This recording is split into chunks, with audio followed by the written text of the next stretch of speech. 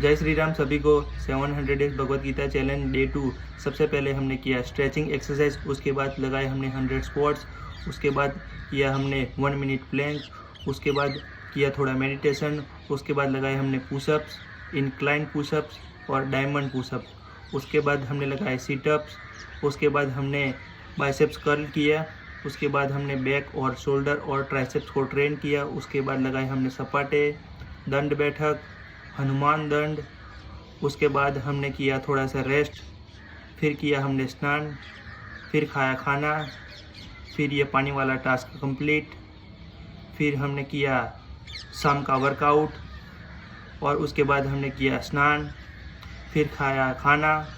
और आज हमने पढ़ा धृतराष्ट्र जन्म से ही अंध थे, दुर्भाग्य से वे आध्यात्मिक रूप से भी अंध थे। वे भली बातें जानते थे कि उनके पुत्र भी धर्म के मामले में उतने ही अंधे हैं जितने में स्वयं थे। उन्हें विश्वास था कि उनके पुत्र जन्म से ही गुणी पांडवों के साथ समझौता नहीं करेंगे। हालांकि वे तीर्थ स्थल के प्रभाव को लेकर संशयी थे, इसलिए संजय युद्धभूमि की स्थिति के बारे में उनको प्रश्न का अर्थ समझ गए। इसलिए संजय निराश राजा को प्रोत्साहित करना चाहते थे और इस प्रकार यह सुनिश्चित करना चाहते थे कि उनके पुत्र पवित्र भूमि के प्रभाव से किसी भी प्रकार का समझौता न करे। इसलिए संजय ने राजा को बताया कि उनका पुत्र दुर्योधन पांडव सेना को देखकर तुरंत अपने सेनापति द्रोणाचार्य के पास जाकर उन्हें वास्तविक स्थिति से अवगत कराए।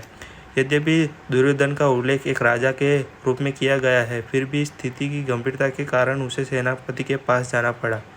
इस प्रकार दुर्योधन एक राजनेता होने के लिए पूर्णतः योग्य था। लेकिन जब दुर्योधन ने पांडव की रणनीति देखी तो उसकी कूटनीति उसके भय को छिपा नहीं सकी।